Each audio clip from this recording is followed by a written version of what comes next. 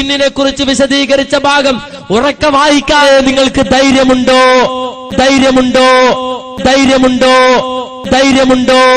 അത് പഠിപ്പിക്കേണ്ട കോലത്തിൽ, പഠിപ്പിക്കേണ്ട രൂപത്തിൽ കൃത്യമായി പഠിപ്പിക്കുന്നു മുജാഹിദ് പ്രസ്ഥാനം.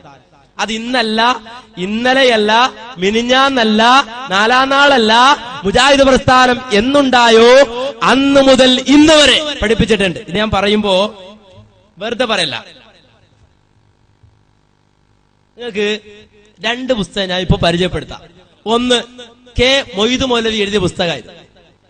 കെ മൊയ്തു മൗലവി, ഈ മൊയ്തു മൗലവിയുടെ പുസ്തകം ജമാഅത്തെ ഇസ്ലാമി പുറത്തിറക്കിയതാണ്. ജമാഅത്തെ ഇസ്ലാമി നേതാവായിരുന്ന കെ മൊയ്തു മൗലവി, അദ്ദേഹം ഈ പുസ്തകം ഇറക്കിയെന്ന് മാത്രമല്ല, അദ്ദേഹത്തിന്റെ അനുഭവങ്ങൾ ഇതിൽ ഒരുപാട് പറയുന്നുണ്ട്.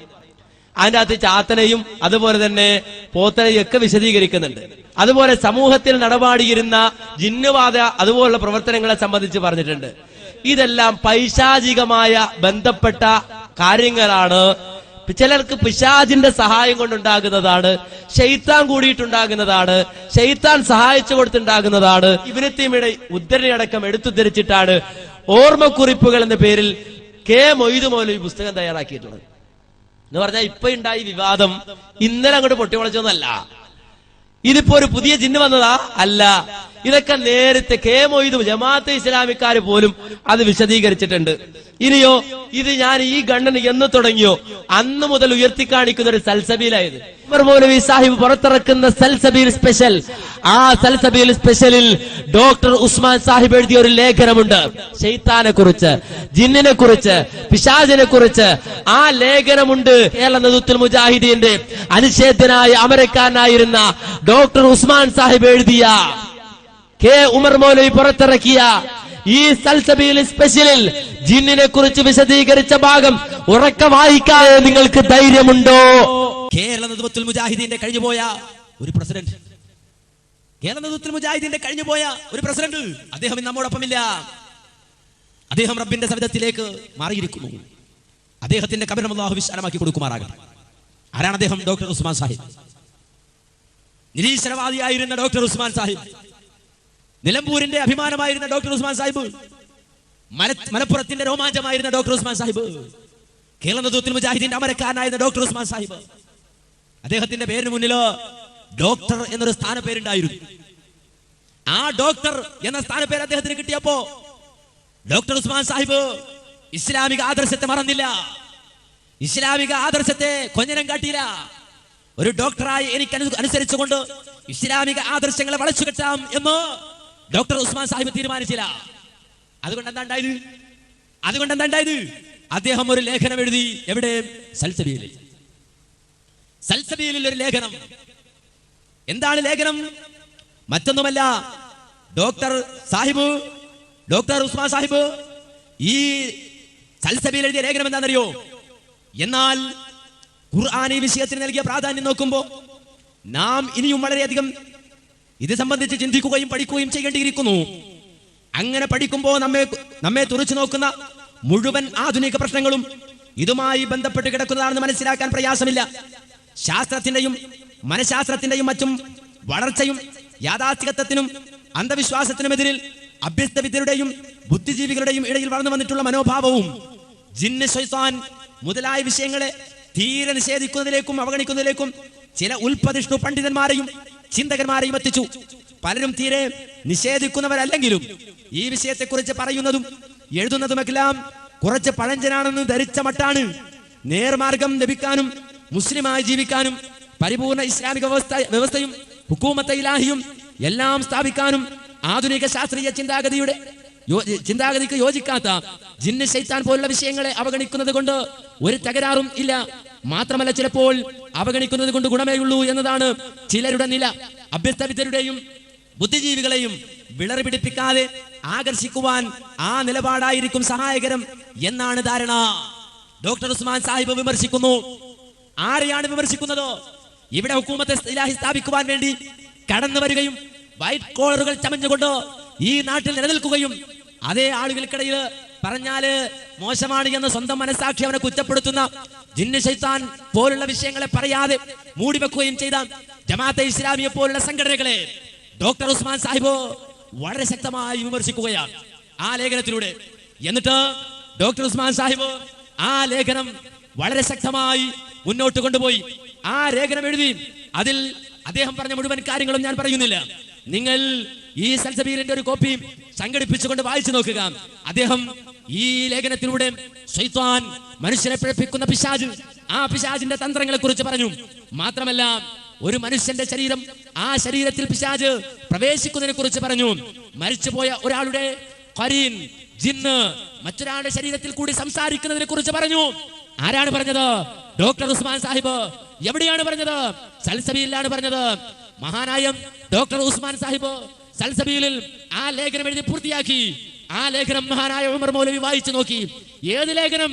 ജിന്ന്, മരിച്ചുപോയ ഒരു വ്യക്തിയുടെ ഖരീൻ, ജിന്ന് മറ്റൊരു മനുഷ്യന്റെ ശരീരത്തിൽ കയറി മരിച്ചുപോയ മനുഷ്യന്റെ ശബ്ദത്തിൽ സംസാരിക്കുമെന്ന് ഡോക്ടർ ഉസ്മാൻ സാഹിബ് എഴുതിയ ആ ലേഖനം. ഒരു മനുഷ്യനിൽ നിന്ന് അയാളുടെ ഖരീൻ, അയാളുടെ അറിവുമായി മറ്റൊരു മനുഷ്യന്റെ ശരീരത്തിലേക്ക് കയറുമെന്ന് ഡോക്ടർ ഉസ്മാൻ സാഹിബ് എഴുതിയ ലേഖനം, സൽസബീൽ എഴുതിയ ലേഖനം മഹാനായ ഉമർ മൗലവി സാഹിബ് വായിച്ചു നോക്കി. തൗഹീദിന്റെ വിളനിലമായ, തൗഹീദിന് വേണ്ടി വാദിച്ച, തൗഹീദിന് വേണ്ടി ഒറ്റയാനായി പ്രവർത്തിച്ച മഹാനായ ഉമർ മൗലവി ഈ ജിന്ന് ശൈത്താൻ എന്ന് പറയുന്ന ഡോക്ടർ ഉസ്മാൻ സാഹിബിന്റെ ലേഖനം വായിച്ചു തീർന്നപ്പോ ഇതാ മഹാനായ ഉമർ മൗലവി അത് വായിച്ചിട്ട് ഇതാ അതിനെക്കുറിച്ചുള്ള ആവേശം, ആ ലേഖനത്തിൽ പറഞ്ഞ കാര്യങ്ങളോടുള്ള ഐക്യദാർഢ്യം ഉമർ മൗലവി ഒരു വരയിട്ടുകൊണ്ട് അതിന്റെ ചുവടെ എഴുതി ചേർത്തു. എന്താണ് എഴുതി ചേർത്തത്? ഡോക്ടർ ഉസ്മാൻ, നീ തൗഹീദിൽ നിന്ന് പിഴച്ചുപോയി. നിനക്ക് മുജാഹിദാകാൻ കഴിഞ്ഞിട്ടില്ല, നിനക്ക് തൗഹീദ് സ്വീകരിക്കാൻ കഴിഞ്ഞിട്ടില്ല.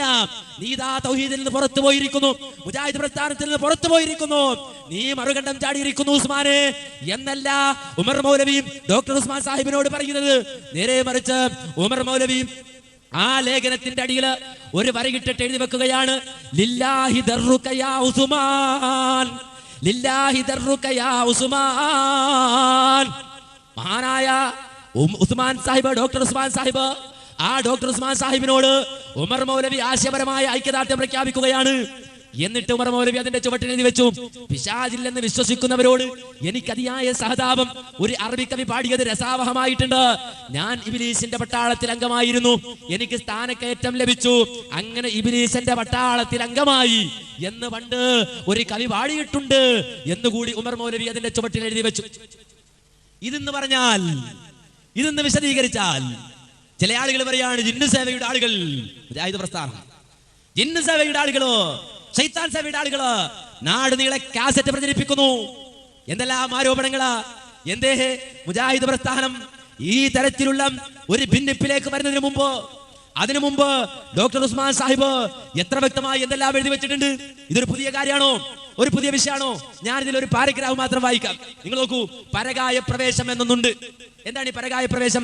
പ്രസിദ്ധനായ ഒരു അദ്വൈത ഋഷിയുടെ ആത്മാവ് ദേഹത്തിൽ നിന്ന് തൽക്കാലം വിട്ടുപോയി ലൈംഗിക വിഷയത്തിൽ ജ്ഞാനം നേടാൻ വേണ്ടി ലൈംഗികാസക്തനായ ഒരു രാജാവിന്റെ ദേഹത്തിൽ പ്രവേശിച്ച് ലൈംഗിക പരിജ്ഞാനം നേടി മടങ്ങി സ്വന്തം ദേഹത്തിൽ തന്നെ വന്നു ചേർന്നു വന്ന ഒരു ഐതിഹ്യമുണ്ട്.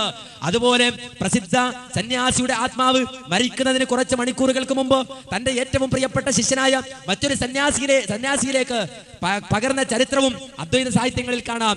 ഇതെല്ലാം സംഭവ്യമാണോ? ഇതൊക്കെ സംഭവിക്കുമോ?